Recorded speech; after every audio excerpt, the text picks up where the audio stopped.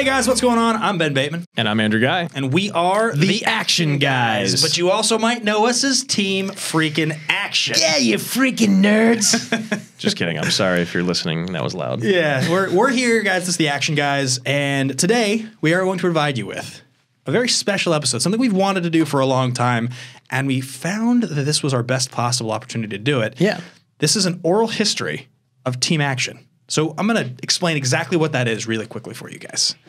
Team Action was formed back at the beginning of 2017 in the Schmoedown. Drew and I have done lots of action-related shows together for many moons, and we felt as the year was nearing an end and Spectacular is around the corner. In fact, I think it might even go up the same day you guys are hearing this. Oh, yeah. Yeah. I think so. We wanted to reflect on our history as Team Action because with traveling and our work schedules, Drew wasn't able to be in the team's tournament at all. Wasn't spectacular at all. Yeah, I got to do the Who's the Boss stuff with Riley. Yep. And we just haven't really been in the same room as Team Action in anything other than our Patreon. We have a patreon.com/Team Action where we do behind the scenes stuff for the small number of you guys that want to do that. But like we haven't gotten to talk to you guys publicly as Team Action for a long time. It's crazy that a small number has turned into almost 200 people in that Patreon. It's amazing. It's absolutely crazy. Yeah. And yeah. We want to give you guys a brief history and kind of let you guys know how it came to be, what happened, the conversations with Christian. And we're going to hop into that right after the jump and right after this. Cheers. So cheers to you, man. Cheers, This buddy. is not coffee. Things to cover first. Things to cover first, nerds. This is how it goes. First of all, why do we talk like that? I don't know. That's our douchebag voice. There's a thing that started that first day for some reason, and we just kind of both. Do you remember back in the early days when we had like a small Brooklyn accent we would do? Yeah. It was like really kind of know New why. York or whatever. And then like. And Brandon Hanna, my intern, does that voice. He does the old school Team Action. Yeah. Hey guys, I'm Ben Bateman. That's so true. And also, like, one of the favorite things is when we're recording our Team Action content for Patreon, we'll like finish, like, God, it hurts to talk like that. Like, my voice hurts. Yeah. I hate it. So yeah, guys, couple quick pieces of housekeeping. This is the Action Guys. If you're watching this for the first time because you saw us, this is a show that we do every single Friday here on Collider. Yep. And we take a subject, a movie-related subject, a sort of tangential one. We come up with a sort of argument discussion. We break it all down. We've done a ton of cool stuff so far. You're probably hearing this. This is like the 6th episode or 7th that's gone up. Yeah, should be something like that. Last week we broke down our definitive Spider-Man ranking of all the movies up to Into the Spider-Verse. Yep. And we felt like this was kind of an opportunity to end the year by thanking all of you guys for everything in seasons 4 and 5 with Schmoedown. Yeah. We never, like, when you don't really get to be on camera together because of schedules and storylines, whatever, you don't really get to do that. And and a lot of the time when we are on camera to do together, it's not for us to just kind of talk about the history of our relationship and where the team came from. And like, we feel very honored to be here at Collider, having our own show, The Action Guys now, because we've been a fan of them for a long time, and we're going to get into that when we talk about the history of. So we also figured that since this is not a normal episode, this is not like an episode that if this is your first time listening. This is a special episode really just for you guys as Schmoedown fans, but it also kind of explain the Action brand and where that brand came from. So I think let's just, jump straight into a couple shout outs and then go into it. If you guys want to follow along with the show, you can find me at Ben Bateman Media. We have a Twitter for it called @TeamActionShow. Yeah, you guys can find me at Andrew Ghai on Instagram and Twitter. And we also have, of course, Facebook fan groups that you can check out. Action Army the Action Army fan group would be perfect for this show. Yeah, like, subscribe, comment on YouTube here. We're on the Collider Podcast Network. And we'd like to say thank you to our unofficial sponsor, Jameson. Yeah. You could sponsor us. They're in white cups. And then also, guys, be sure to comment, like, subscribe on the iTunes feed. We are on the Movie Talk feed here on Collider, which is a great honor for us, and we're very, very excited to be here. So thank you, everybody. And thank you to every single Action Army fan that has supported us in this last year and a half. It's been quite the journey, and I suggest we get started. So yeah. And to every Movie Trivia Schmoedown fan out there that hates us because that means we're doing our job. So let's get into... I'm just going to say the name, Library Ale House, Santa Monica, California. Christian and Mark and those guys, they'll talk about like meeting at California Pizza Kitchen all those years ago. Yeah. That's our CPK. This is our CPK. We worked in this. You'd been working there for a few years when I started already. Couple years, yeah. You were like the cool dude. You were like the cool dude that I wanted to be friends with because I could tell you did your job differently than everyone else. Yeah. He means a bad job. Well, no, it was like you did the least that you could with still doing a good job. I was like, this guy's like a cool waiter. And then we started talking about movies. We played this game that I had played with my brother growing up. And the idea of the game is you name an actor. or an actress, but Yeah.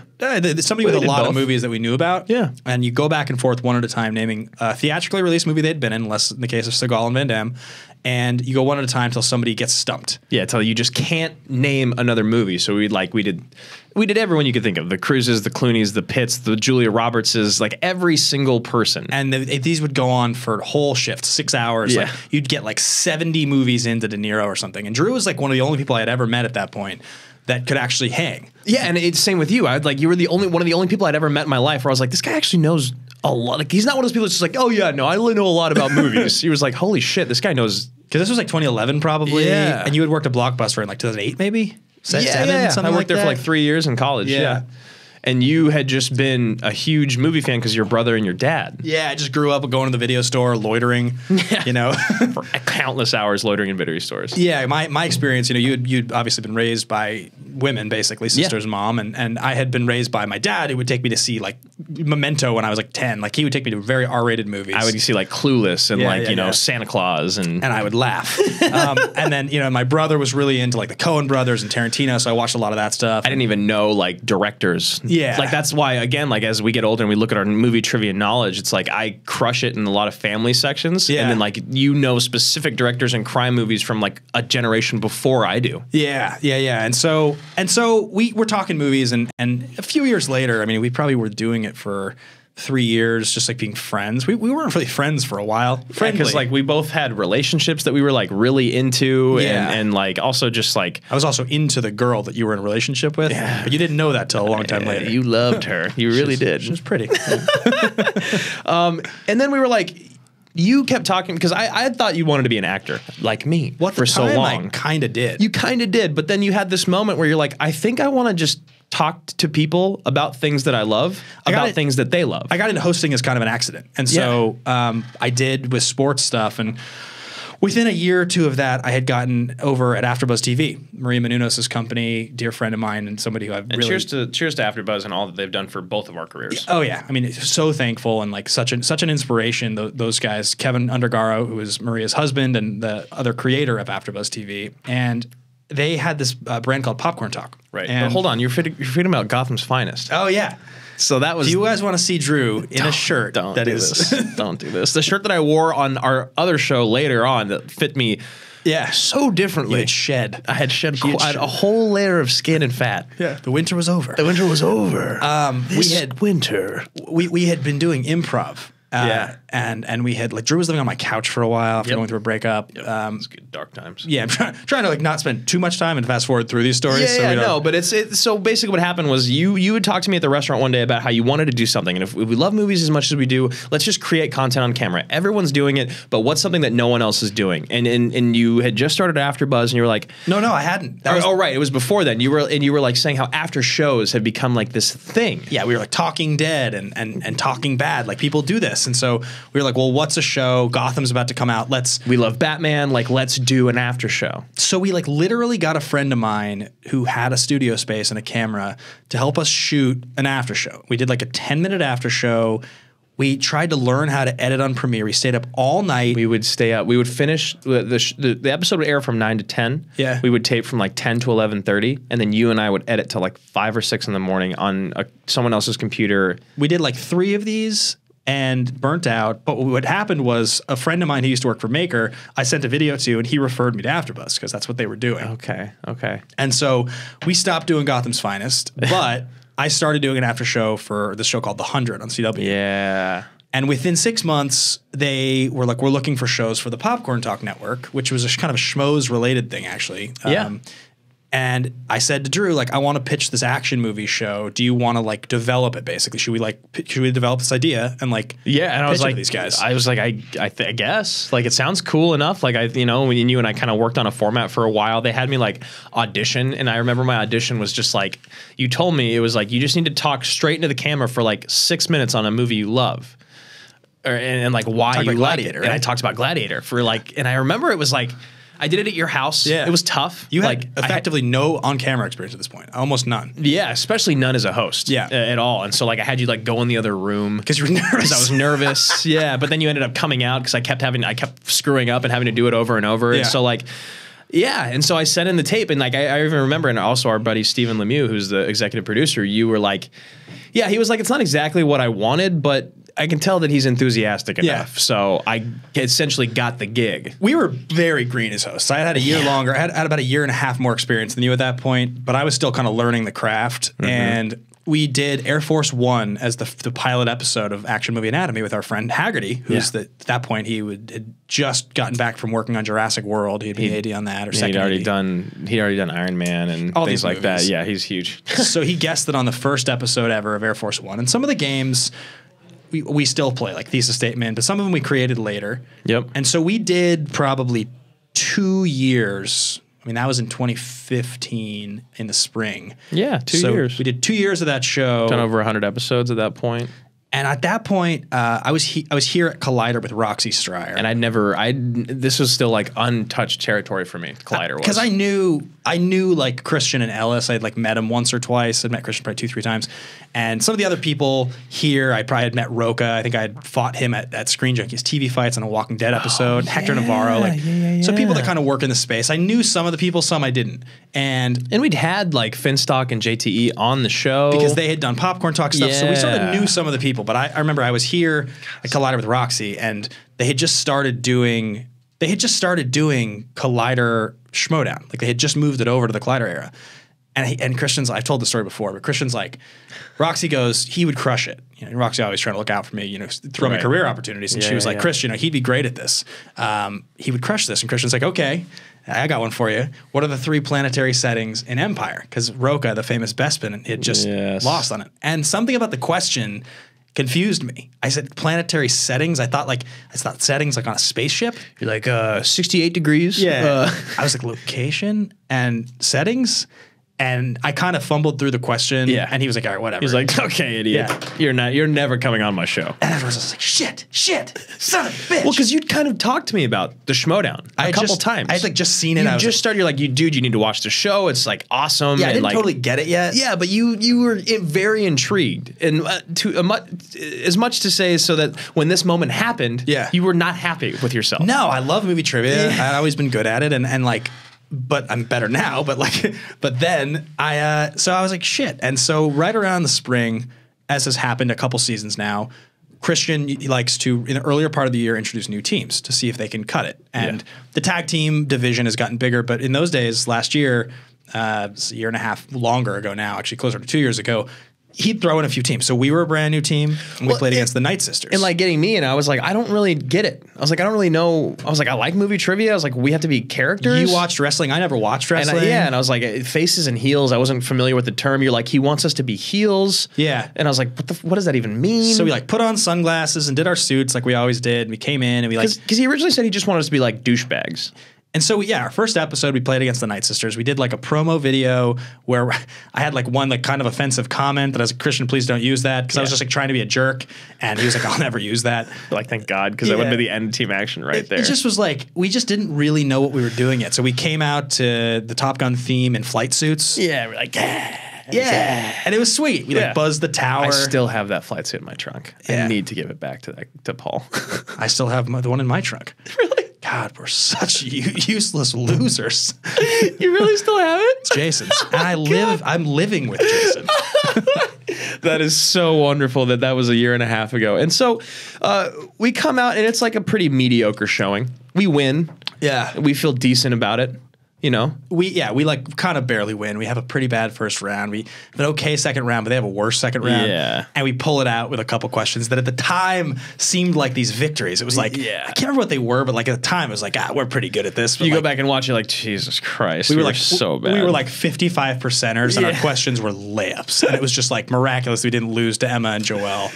And like we originally were just like, I don't know what it is with this show. I don't know where we're going to go with it. I don't know if the audience is even going to like us. I don't think we're ever going to win a belt. I think what happened was it was after the next match that this happened, because the next match was actually one of our... It was one of the biggest moments in our careers in the Schmoedown. At the time, it seemed monumental. We came out with our mothers. For the Nerds Watch. Somehow, both of our mothers were both in town visiting. Your mom lives in Washington, mine lives in Oregon. Yeah. And they were both in town the same week, and we were like, we can use this. We have to have them here. So we put on sweater vests and glasses, like under our normal jackets. glasses, not sunglasses. This was like the first time I think people saw that like, okay, Team Action is going to bring something new to the league because this is what we are. Like that shtick is what we are. Totally. And so we had the idea that win or lose, and I don't know if did you feel like we might lose? Is that why we had the win or lose plan? Well, the win or lose plan wasn't before. It was after we lost. Oh, really? Because you're famously competitive, like very competitive. And I remember you were so mad we lost. And I remember saying like, we lost. It was great. The point we have to do here is like, we need to get on camera as much as possible. It's a new audience. We have this action movie anatomy show. We want to be able to bring the audience from that show, from this show to that show. So we need, like, we're good at this enough. So what do we do? What can we do right now to endear the fans to us? And Yeah. like, why don't we switch it? Yeah. Let's fucking switch it. And so we pulled a switch where it's like, thank you so much. The competitors that did such a great. Oh, they're gone. They're gone. This is bull. Like, and then the real bad guys come out. And we came out to that time Berlin, Take My Breath Away. Which was like, Ellis made the comment. It's weird to come out to the song that Tom Cruise and Kelly McGillis have sex to with your moms. I remember like. We like something that we at the beginning were like more into and we kind of grew out of was that at the beginning we had this sense that being funny in like a make fun of ourselves way was what we should do, and we've kind of realized now that like wrestling doesn't do that. Right. It is silly, but you have to take it seriously. If you don't, then the audience won't. So I was like, we should come out to Secret Garden, the Tom Cruise, Bruce Springsteen song from Jerry Maguire. And Chris was like, that's stupid. Don't do that. Right. Like, he's like, I guess Take My Breath Away is fine. But like. Yeah, they were not sold on the music. No, like it didn't make any sense to him. And so, and he's right in retrospect. Like he's correct. Like, you think so? We should use a different song? No, I think the Berlin was better. Secret Garden would not have Secret Garden would have been, no. Would have been silly. It was a little creepy already. And so we came out and we played a great match against Knapsack and Cushion. We go to triple overtime. We lose by one question, and it's just a tough one. It was just one of those matches. We played well in action adventure. Yeah. We made a name for ourselves. People liked who we were, but we weren't stars yet. And we brought character. We brought a level of character that honestly the Schmoedown hadn't seen before. Yeah. And this is kind of where it starts to kind of take off because we start to. I remember after that happened, you and I, the Movie Trivia Schmoedown Facebook page is a very active group, and they're very active on Twitter as well.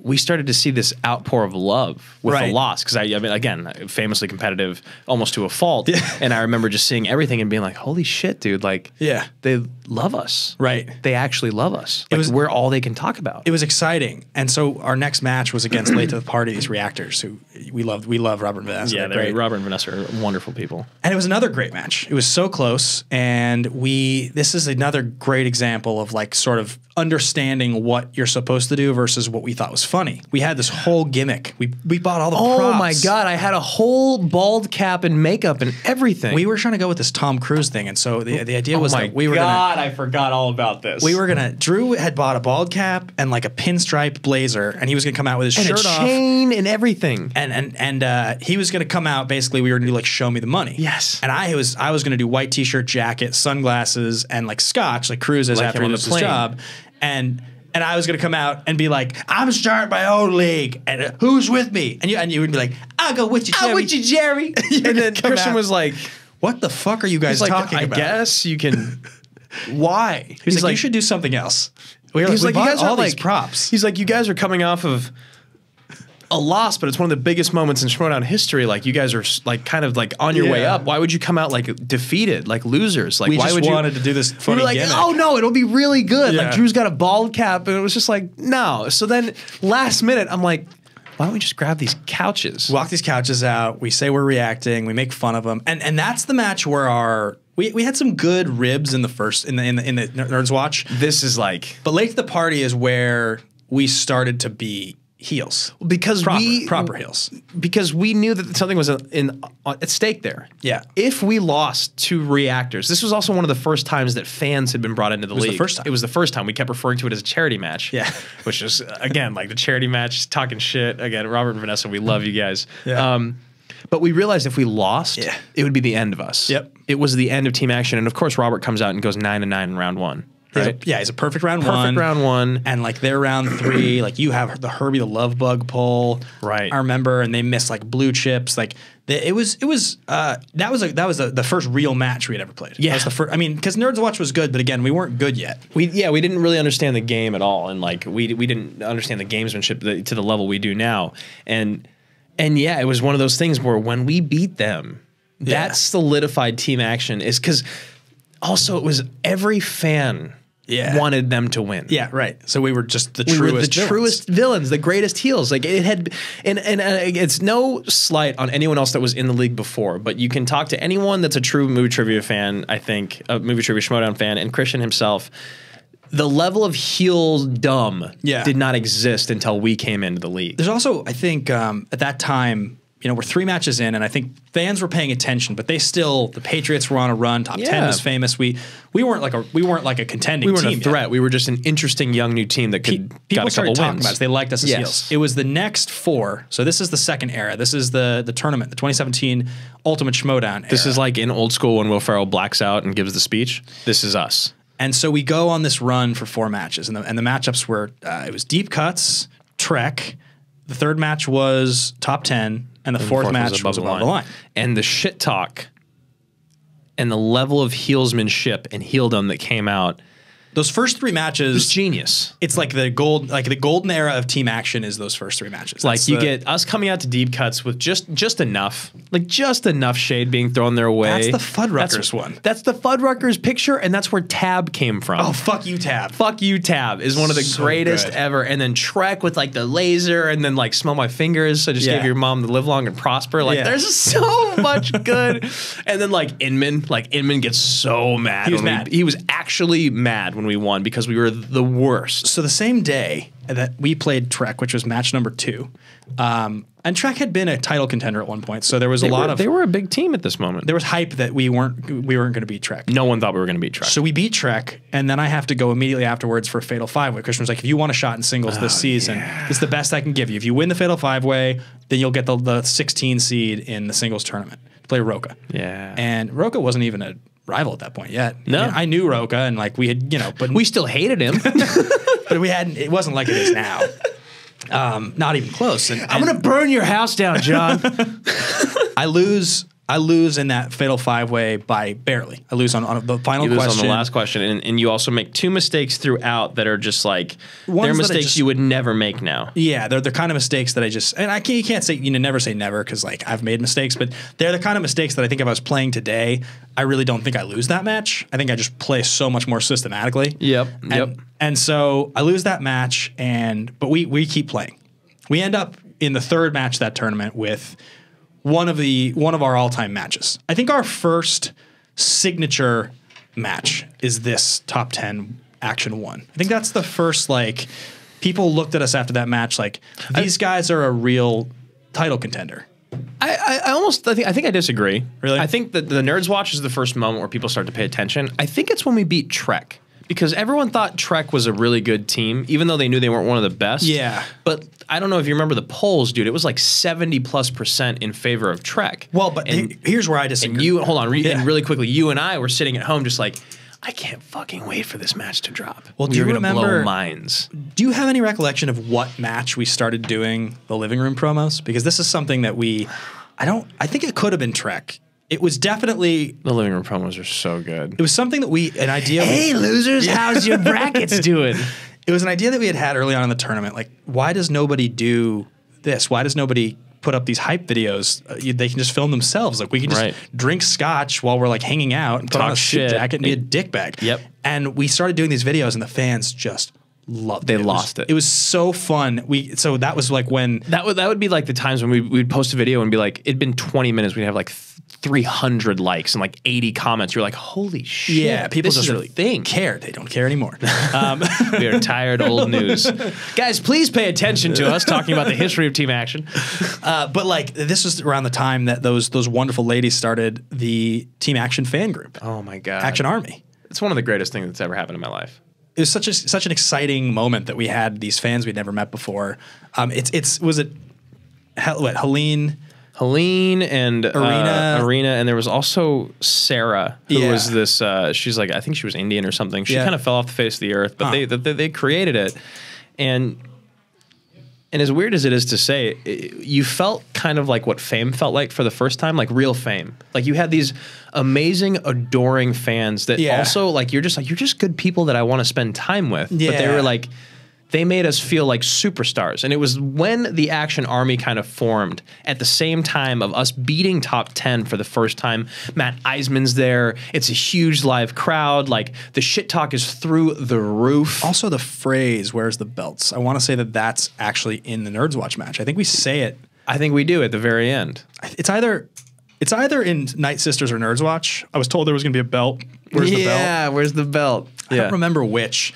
But it's one of those first two matches that became our thing. And so the reason I say that I think that top 10 match put us on the map was that when the Patriots were on their run and they were just defending title after title after title, there was only a couple teams people talked about that really had a shot. Well, there was also only a couple teams that had ever gone 4 wins in a row. Yeah. And I think at that point we had beaten Deep Cuts and Trek, and people were like, okay, so they have a chance here to beat top 10, but they're going to lose. Top 10 is going to win this match. There's no question. Yeah, and like they got lucky against Late to the Party. Which is why I think when we beat top 10, the fans were like, these guys could actually win a belt. Like we were a 50-50 contender against Above the Line when we went into that match.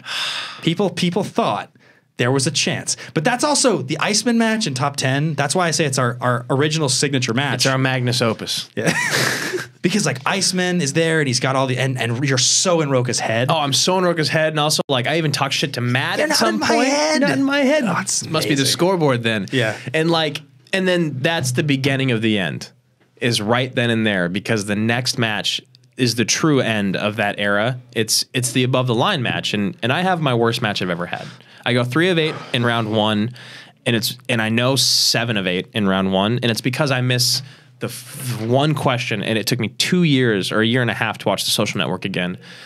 I don't know if it's because I misheard them and they made me think something else, or if I just was off my game, but I hear which actors portray the Winklevoss twins in David Fincher's Social Network, and I write Armie Hammer and Liam Hemsworth. I mean, it's no Giancarlo Stanton. And I write Armie Hammer, and I'm just like, I leave it, and I'm like, no, they said actors, and then I tilt. I go into a straight fucking lose my mind. Like the next question or question right afterwards is soon after is like who plays the female lead in Ted, and it's like I know Mila Kunis is in that, and then the other one, the one that even you look at me like you're like you got this, man. The big fish question. The big fish question. Like Jessica Chastain, Billy Crudup, and someone else are in this Tim Burton movie. Ewan McGregor. And I have seen Big Fish 100 times. Never seen it. I lose my mind. But I get it right. You get it right. I get it wrong. And that's just, and then we lose. We end up losing on like the 3-pointer. Well, I think there's a couple beats to that match, because there's one thing that a lot of fans don't remember, which is that we took Above the Line in a match we played badly. One question before, like they needed to answer their 3 to beat us. Yes. Right? Like we weren't going to win that match, but we weren't that out of it. And I also got asked a question about a movie that hadn't come out yet. Right, The Lion King. Yeah, which was like, I know now I could have challenged it, and it would have been overturned. Yeah. Or overruled. It's in the sense of like, I know that you can say something about a movie that hasn't been theatrically released yet because directors change. So there's a small gamesmanship there, and then there's also just like maybe the greatest team that's ever played the game. We lost Above one question away like from. Ludicrous. Like they're so good, but I mean there was that. There was the fact that we took. In round 2, we took action adventure, and we just got. It was like the hardest action. We just got weird action adventure questions, and we overthought a little bit on the John Rhys Meyers thing, and then also we played scared in the 3rd betting round instead of playing aggressive. We knew the answer. They didn't. That would have been a 4-point swing right there. Yeah, it's always a lot. Hindsight's 20/20 in these things, and the reality is, at the time it felt like we were seasoned and veterans, but it's actually a lot more like Brett Favre losing in the Super Bowl in 1997. He's only been in the league for like 5 years. LeBron losing to Tim Duncan in the finals. Yeah, you feel like because you're hot shit, you're on this run, you haven't had failure yet. How could we have lost that? Looking back on it now, all the wins, all the losses, all the upsets. We made a lot of mistakes. Yeah, but that's life. So this is the beginning of the next era, because at this point you and I are exhausted, totally burnt out, traveling like crazy, so much work, playing like a match basically every single week Yeah, when the winter Ultimate Schmoedown schedule is brutal. I had the same one this year, and it's like, And the emotional investment, too. Oh, yeah, you care so much. and so our next match is the stipulation match with top 10. We get, it's this whole you have to retire thing if you lose, and it wasn't that we were bullied into it. It was that the story sort of needed it. We had to do it. It was going to be ratings. That rivalry was great, and it's a great match. We both had no interest in playing anymore. But theatrically, it's a great match. We don't play very well. We bomb Ron Howard, and you and I both have, I think, the worst round ones we've ever had. Like on top of it's like threes or something, and they 3 play and well. 4, and then we get knocked out, and you tackle Roka, and I tackle Roka. Becomes a very famous moment. It becomes this is the second iconic Schmoedown moment. Yeah, and I think for us, and I think a big part of why this match does. As cheesy as it is to say, I always think everything happens for a reason, and I don't think that the league would have been a better place without top 10 and John Roka. Yeah, and I mean, like Matt knows he's his own thing. I love Matt, but he basically retired anyway. Yeah, us making John retire and top 10 leave before that moment, it wouldn't have been right. No. And also the tackle coming in is such a monumental thing. Yeah. But God, that loss sucked, dude. It was brutal. So I think we'll have to sort of consolidate a little bit of the next era. That's okay. I mean, I bet we can probably go a little bit. I think we'll go a little bit. 20 more minutes, maybe. Yeah. Yeah. So I think the next era here you can because we don't Team Action after that loss doesn't play again until DC Movie News. That's my singles career starts, and I have a weird. To this day, my singles career is weird. You're barely ranked above me. My all-time singles record is 4-4. Mine's 2-1. Yeah, we'll get there. And I saw, my singles debut after the loss to Inman, right, in the Fatal 5-Way as I played Dale. And I beat Dale. Oh, Dale, the dude. Yeah, and it was a good match. I played well. Your character's it's not quite the boss yet, but he's starting to figure himself out. I have the briefcase. I kind of do that thing. I was kind of working with Christian, trying to come up with some cool stuff that I want. I had the mirror angle I was doing. I never really quite committed to it. What am I doing in this? I'm just done right now. I'm just hanging. Oh, I'm suspended. Yeah, you're suspended for 3 months. You come off suspension. At that point, I've beaten Dale. I lose to Andraco. And we play DC Movie News, and the DC Movie News match. We do our little promo for them. We call Kalinowski a little mini bitch. And it's a great match. Both of us play out of our minds. The shit talk is through the roof. Mike ends up leaving and turning heel, and it's just the greatest thing for Action. Him getting James Bond and pacing and taking his shirt off. Oh yeah. He was. What did we spin? We spin sci-fi. Fantasy sci-fi. Yeah, I think sci-fi fantasy. We do okay. We do pretty well. And he goes perfect in Bond, other than one. And we have he gets to beat 11. him with the Fast and the Furious question. He gets a much harder 5, and he gets the 30 Days a Night question. 30 Days a Night, and we get the Fast and Furious question. And you know what?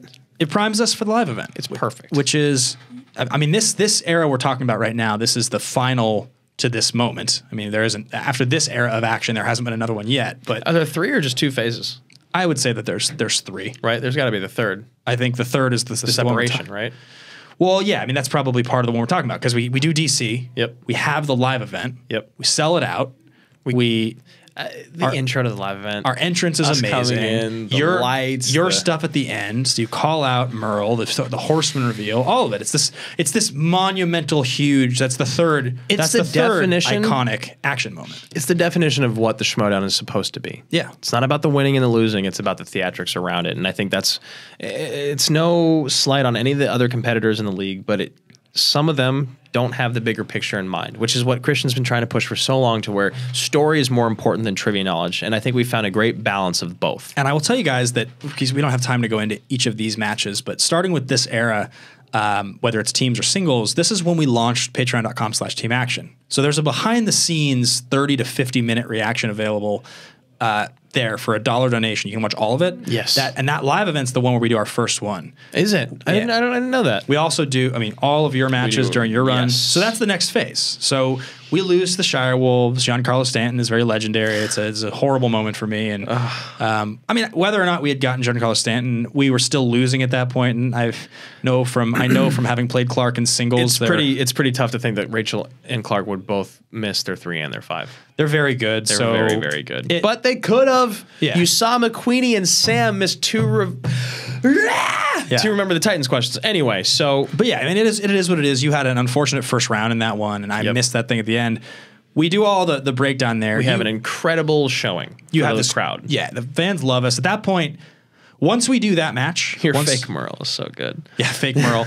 Once we headline the live event, that's the Team Action, our superstars forever moment. They are going to be a staple in the Schmoedown forever. Like, if the Schmoedown is something in 20 years, they will talk about how Team Action was the original heel team. So now the next phase, there's two things that happen simultaneously.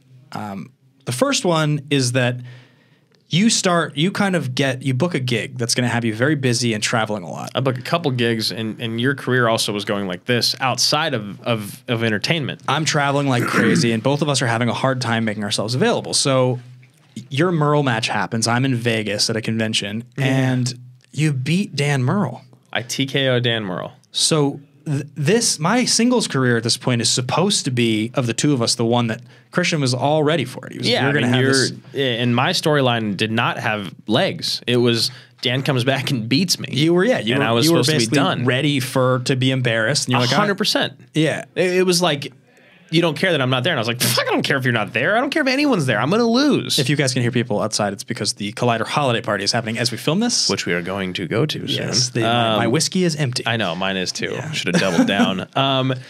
And then the next thing happens, which is I play Riley.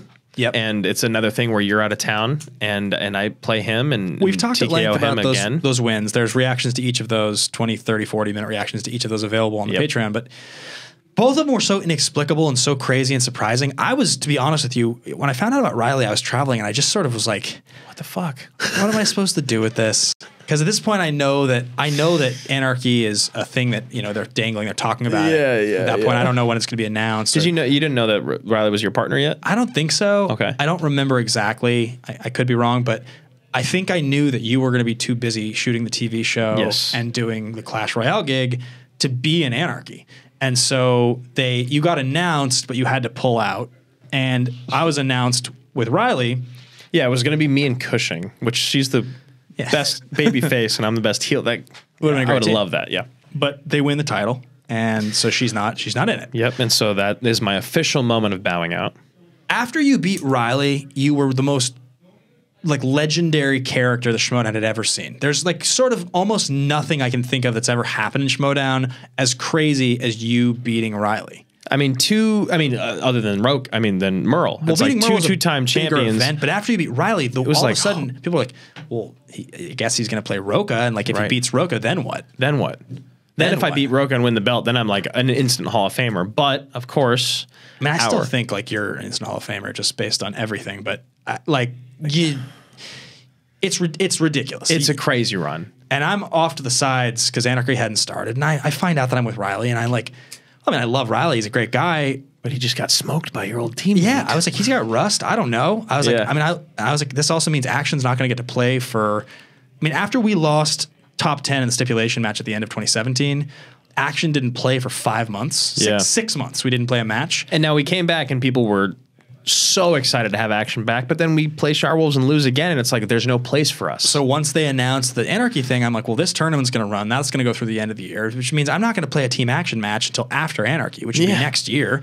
I was like, all right, so that's crazy, and I guess that just means Riley and I have to do well. If we don't do well, I'm fucked. And this is at the same time that this happens. That's kind of at the same time as I lose to John. It's slightly off timeline a little bit because you have a couple of matches. Right after I lose to John. Exactly. But it ends up working out great because I end up booking this stuff and I'm busy and my stardom kind of starts to go down, whereas you literally have become a superstar in the last few months of the Schmoedown. You're just everywhere. Right. So Riley and I are playing for the title at Spectacular. You have to play the Shirewolves. It's obviously a bit of a revenge game for me and for Riley, it's his old teammate. I want you guys to win so bad. I went so bad. I think that match should air today. Should the air same before day as this. Yeah, it might already be up. So that's happening. At the same time, I get thrown into the Gauntlet tournament after losing to Roca. I beat Janine. I beat Lon. I bring my record to 4-3, and then I lose to Clark. Just another... Playing out of her mind this year. Yeah, Clark is so good. And that's kind of up to right now the story. It's been so weird too, because like we did this together. We joined this as a thing together. I told you originally I'd never want to do singles. I only want to do team action. And got a better singles record than I do. I have a better singles record than you do, and way better wins. It's one of the things where I am so grateful for the Schmoedown and everything that it's brought to us, the fans, the extra social media attention, anything that it might be, but also the community that we are a part of. Yeah. And it's also like a really kind of weird time right now because I don't know what's going to happen next between action and what I'm going to do, what you're going to do with you and Riley and all that. And it feels for the first time that this thing that we kind of started together, we've become so large that we're not really in control of our futures anymore. I mean, we have characters now and storylines that exist that are relevant without team action. And Christian's a genius for doing that. Yeah, like he's a straight genius for the writing that he's done for this. And the fact that you and I can be solo entities in despite of team action. Yeah. And be this big still is just kind of, again, a testament to like, it's not about just the trivia. Yeah. Because if it was about trivia, I wouldn't really matter that much. People always say, they ask questions, you know, like, will team action return? When will you guys be back? What's going to happen? And a lot of fans are like, well, you know, if Riley and Bateman win the belt, then like you would imagine they'll defend it, right? If they lose, like people have all their theories. And to be perfectly frank with you guys, we don't get to make those decisions. We really don't. The storylines are secondary to winning and losing. So like we get to kind of like decide what we say in the storylines sometimes, but we still run that by him, and it has to work with what's going. It has to coincide with what's written. It isn't wrestling. The outcomes aren't determined. You have to play, and if you win and you lose, the storyline usually takes a different turn. So the kind of point of this, and the reason you guys are listening to this at the end of the year, the end of 2018, before season 6 starts, is we don't. I mean, it may be months before Team Action gets to play again. Everything's up in the air right now. Yeah, like this could be similar to last year. It may be a while before we get to play a match together. We wanted to just thank everybody. We wanted to let you guys know that every week, if you want to find Drew and I doing stuff together, you can find us here. You can find us on Action Movie Anatomy on the Popcorn Talk Network. We're obviously both in the Schmoedown, so you'll find us there. To what capacity, we'll find out. But also patreon.com/Team Action, where we have all of that behind-the-scenes content. Most of them we start off as the bad guys in Team Action, then we actually break it down for what it was like. Like, so what were you actually feeling that day? You know, and it's like, well, dude, I was nervous as hell. You know, like that type of thing. So, yeah, like you said, it's a thing to thank everyone, catch everyone up, and also like. This is where we are up to here right now, and none of us know what's going to happen next. You're catching us live. This is us live. You and I don't know what's going to happen next, just the same way you guys don't know what's going to happen next. So that's also a thing to speculate. I saw a ton of stuff on the online comments about like matches people want to see in 2019. Oh, yeah, crazy stuff. Like, yeah, you and I were mentioning a lot, and there's just so much potential for just anything, and I can't wait to see what's next. Yeah, it's pretty crazy. There's, I mean, and that triviasd.com, check that out because the website's sweet. It's amazing. To be honest, doing a great job with it. Anyway, guys, that's going to wrap us up for this episode. I think so. The oral history of Team Action. If you guys want to follow along with me, you can find me at Ben Bateman Media. The show is at Team Action Show. Yeah, you guys can find me at Andrew Ghai, Instagram and Twitter. And, of course, you can find the Action Army fan group on Facebook. If you know us from the Schmoedown, that's where you should be. Yeah, and be sure to like, subscribe, comment on YouTube here, the Collider Podcast channel. Subscribe, leave your comments on the Movie Talk feed on the Collider Podcast Network. That's where you can find this show every single week. Yeah, make sure to download us on Apple Podcasts and Podcast One. Those numbers really help keep us up there in the standings. And also, I believe Christian said he's going to throw us on the main page of like Collider's Movie Talk page or on YouTube, which is really, again, we are so thankful for Collider and Christian in general for the Movie Trivia Schmoedown and, of course, this show. Yeah, so thankful. So excited to be here, guys. So thank you for watching. Thank you for listening. We'll see you guys soon. End of January 2019 is when we'll probably do our next episode of this. Jesus. Crazy. Time flies. Watch The Spectacular. It's available now. Yeah. Bye, guys. Bye, everybody.